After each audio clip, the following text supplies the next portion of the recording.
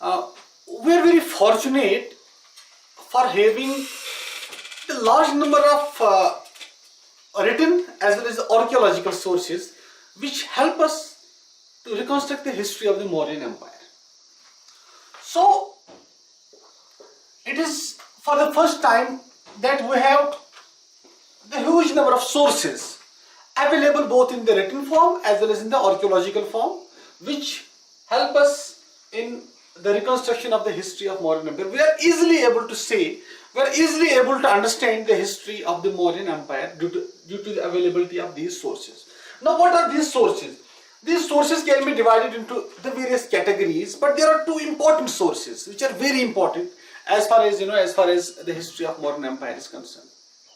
One source is in the form of archaeology, in the form of archaeological sources, like we have the various edicts, rock pillars of Ashoka which he inscribed at various places. Then we have two important masterpieces. One is the Arthashastra of Kotalia and other is the Indica by Megasthenes. We have to deal with these sources separately. Then only we will be able to understand the entire picture as far as the sources of Mauryan Empire are concerned. Now let's say, for example, there are some sources like we can say the first important category of sources. We can say that we can categorize them into the Brahminical sources. We have the Brahminical sources, Brahminical texts and Puranas. They also provide us information about the Mauryan Empire.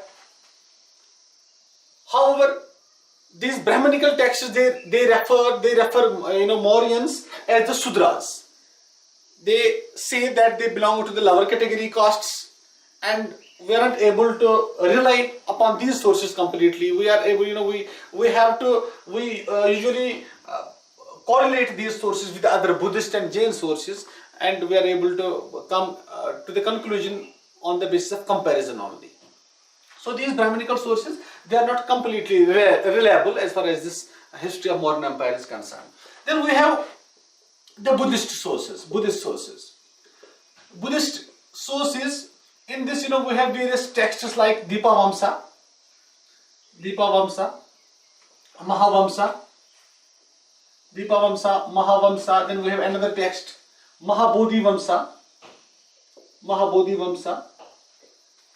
Okay, then we have the huge number of sources. Then Milinda Panho, it is also a Buddhist text. So these sources, they give us the information about the Mauryan Empire as well. Among the Jain sources, we have some important pieces, some important texts, like we have this Parista Parvan. Parista Parvan is an important piece of work. Then we have Kalpa Sutra. It is a book, Kalpa Sutra. Kalpa Sutra is written by Bhadrabahu. Kalpa Sutra is written by Bhadrabahu and Parista Parvan by Hemchandra.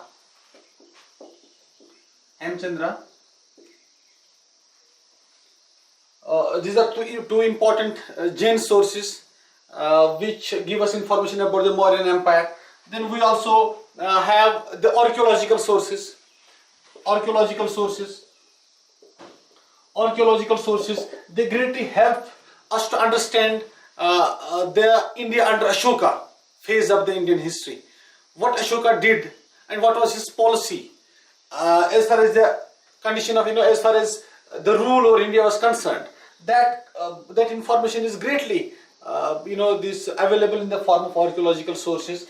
Like we have the rock edicts. Okay, rock edicts. We have pillars, stupas. There are various inscriptions. The study of inscriptions is called epigraphy. We have the various epigraphical evidences in the form of which are available in the form of rock edicts, pillars and stupas. They also provide us information about the Mauryan Empire, particularly India under Ashoka phase of the Indian history. We are able to gather information about that phase with the help of these archaeological sources. So this is a brief introduction about the sources of the Mauryan Empire. However, we have to detail here. We have to detail out two important sources, which are very important. Whenever this Mauryan Empire comes to our mind, so we are usually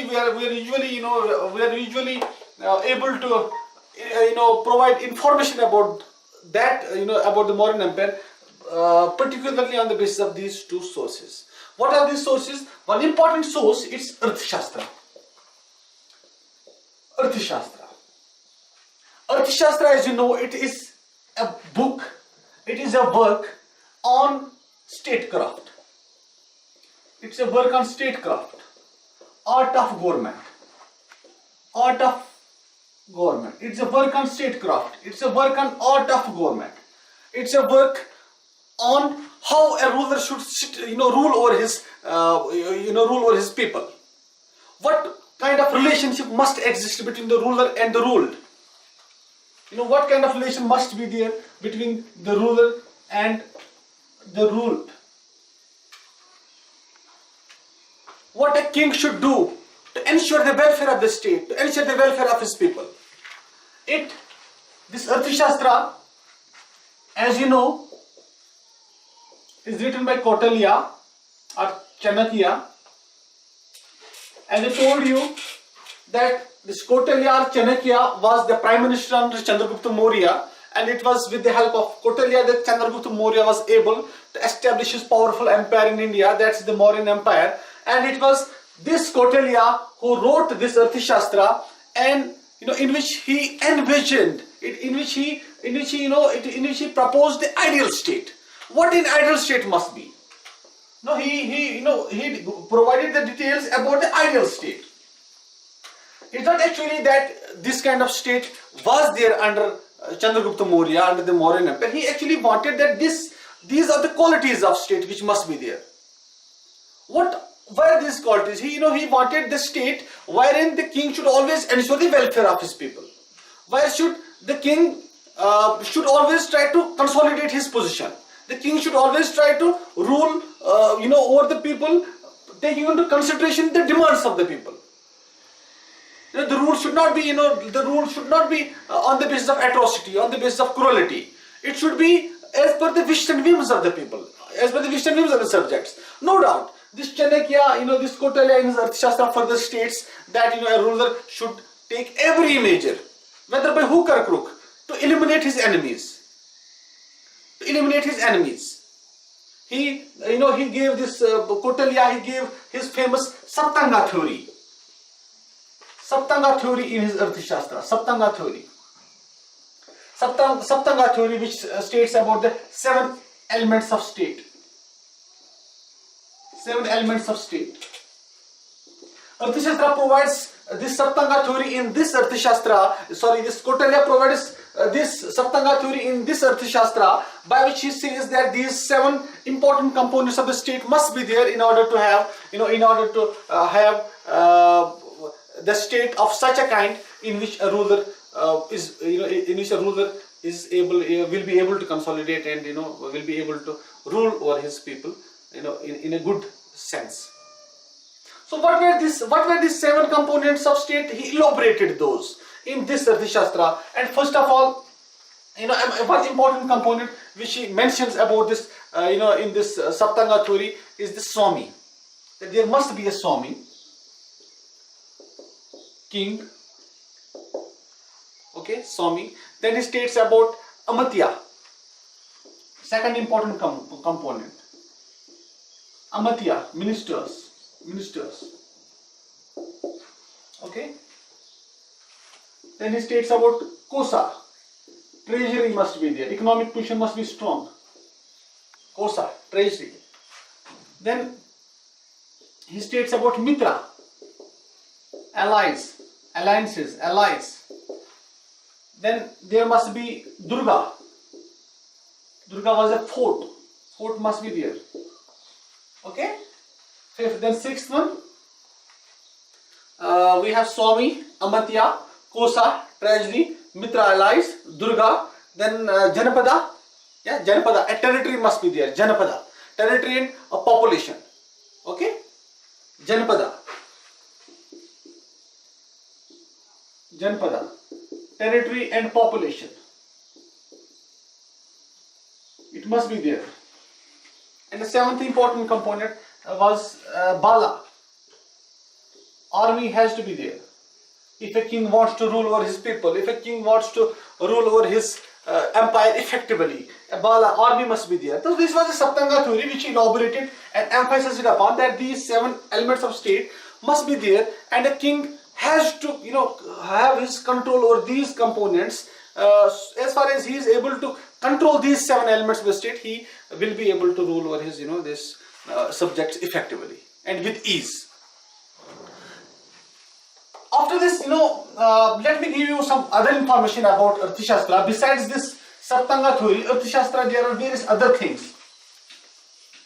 About Arthashastra, remember one thing, that this was a book which actually was discovered dramatically by a scholar, by a historian, by a professor, Dr. Shastri. Dr. Shastri discovered Arthashastra in the beginning of 20th century, maybe in 1904. Just check it. Check the date. It must be 2 or 3 years here or there. Somewhere between somewhere around 1904, this Dr. Shastri, he discovered this Arthashastra from the South India, and we are now able to provide the details about this Arthashastra. And this Arthashastra was written in the Grantha script.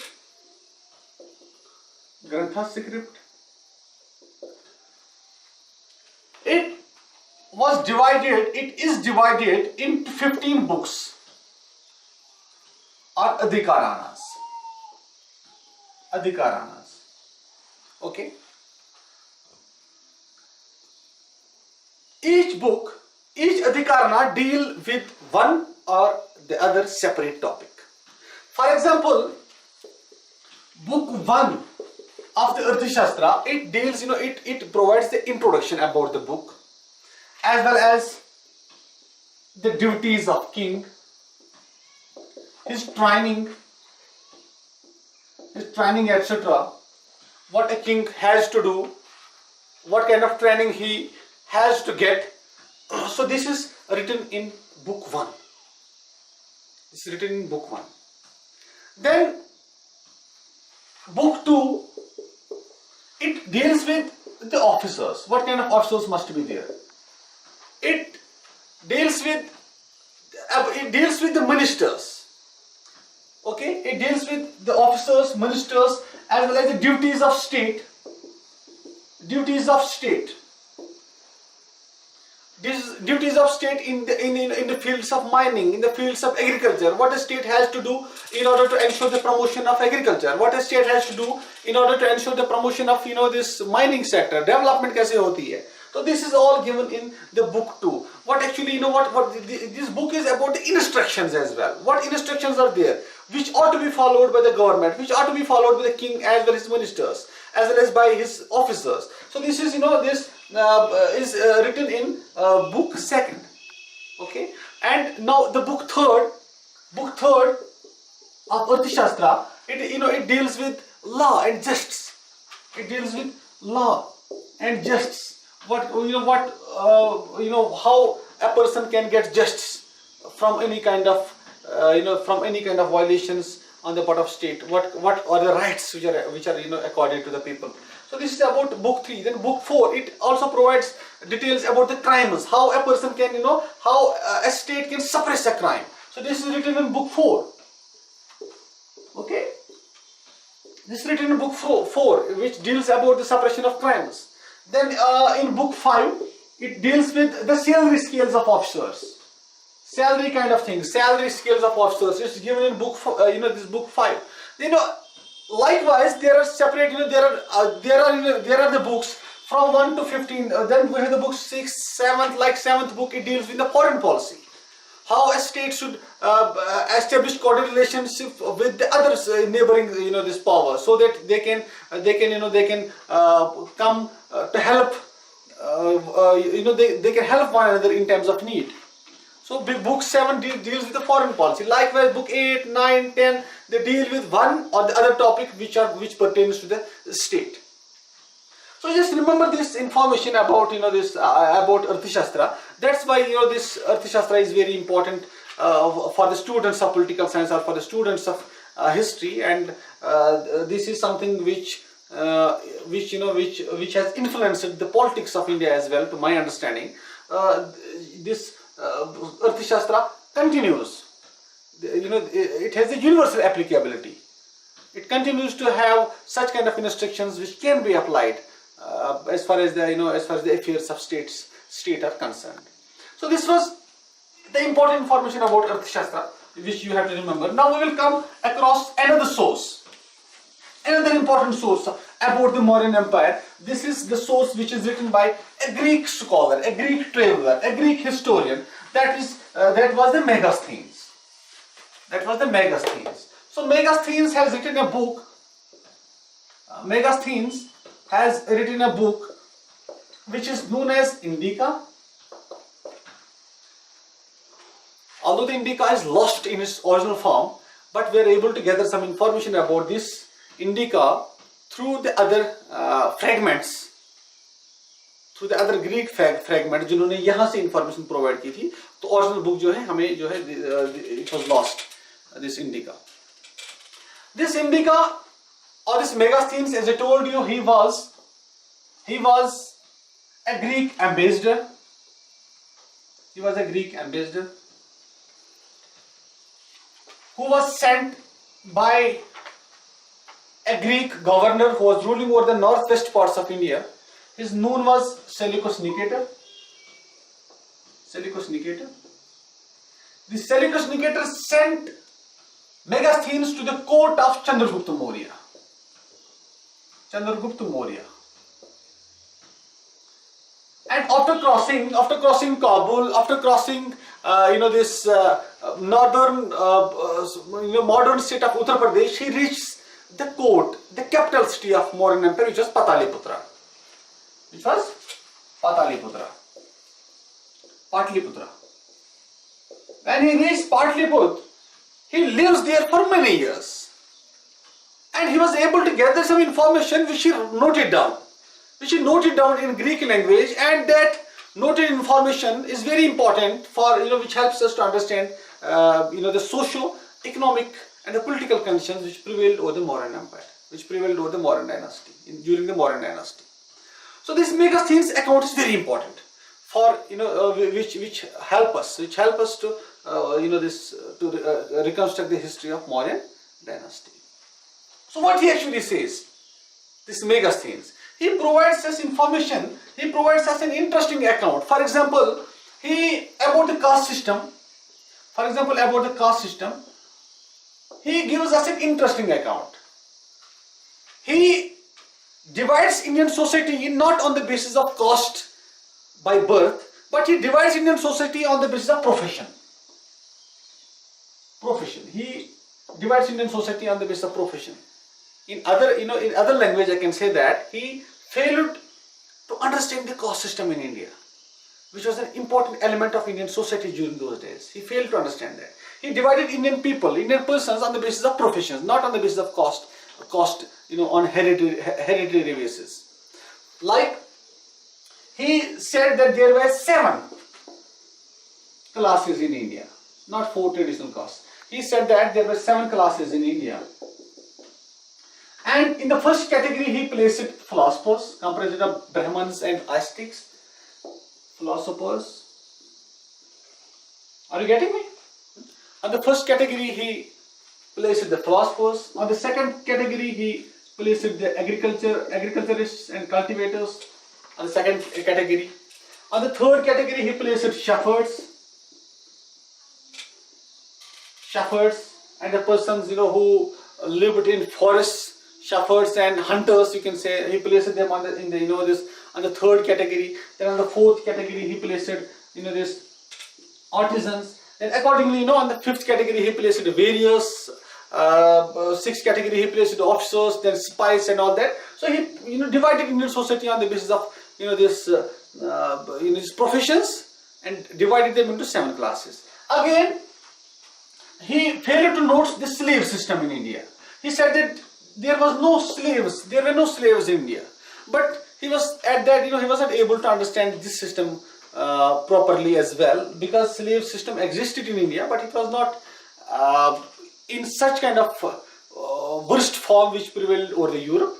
So it was a little flexible in Indian case as compared to the Europe during days. However, he failed to note the slave system in India. Then about the capital city of Pataliputra, he gives us details that what was this city looking like. He gives us information that it was a huge city which was surrounded by walls from 4 sides, and the king used to live in a luxurious palace which was entirely made up of wood.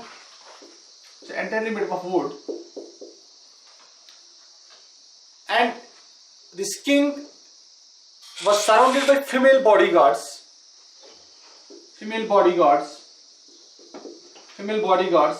and spies. Every care was taken to ensure that king lives comfortably. He was having a garden, and that garden was full of peacocks. Okay, the beautiful birds. Such kind of information has been given by this Megasthenes in his account. Then about administration, he again gives us an interesting account. He says that about the army administration. He says that there was Chandragupta. He says that Chandragupta Maurya had 6 lakh infantry, 6 lakh army personnel, 6 lakh infantry, and many thousands comprised of cavalry and other things. Then again he says that there were actually 6 wings of the army. One wing was infantry, other wing was cavalry, third wing was chariots, fourth wing was navy, fifth wing was infantry,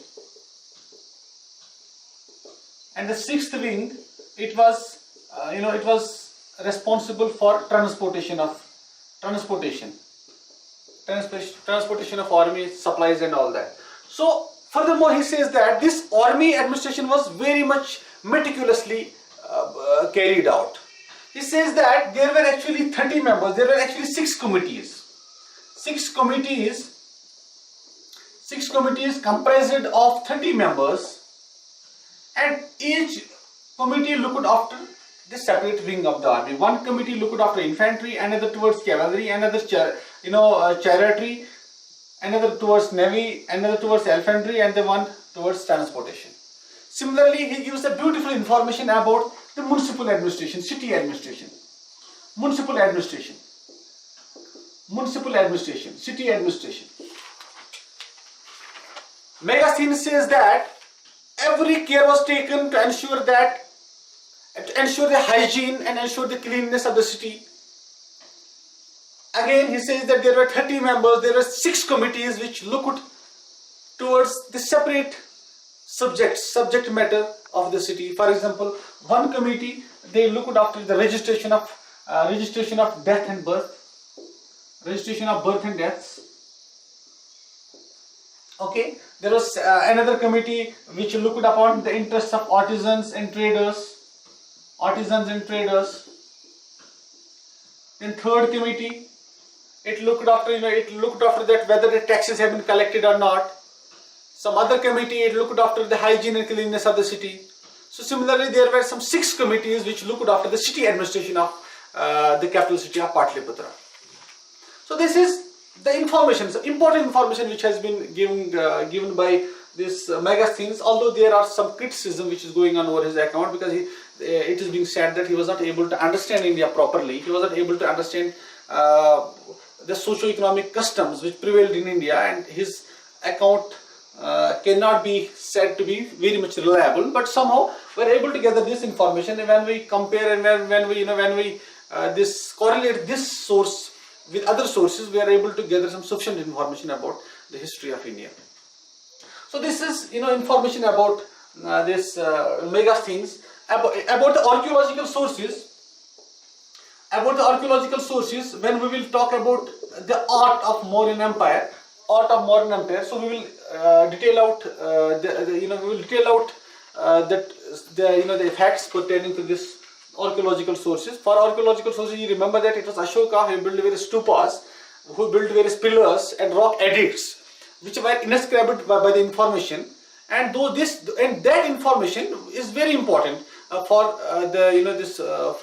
the history of Mauryan Empire, for the history of India under the Mauryan Empire. So you just wait till I take this art component of this Mauryan Empire. We will deal with that topic separately. That's important for every examination. So this was all about the important sources of Mauryan Empire.